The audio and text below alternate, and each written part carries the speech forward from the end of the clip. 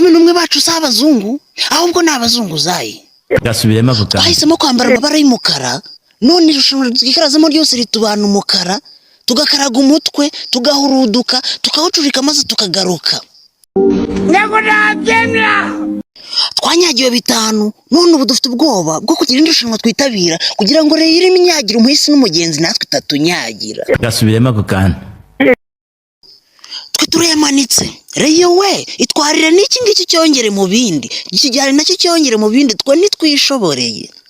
Yemwe ubururu mwe tubahaye rugari, twe twatinye nimwitware super coupe nayo muyongere kuri Sekafa, nibitwanga munda na championnat tuzayiba. Ariko hari nashonje. Ayo n'amagambo atangazwa n'abafana ba APR bamaze kumenya ko ikipe yabagejeje baro muri Ferwafa yikura muri super coupe.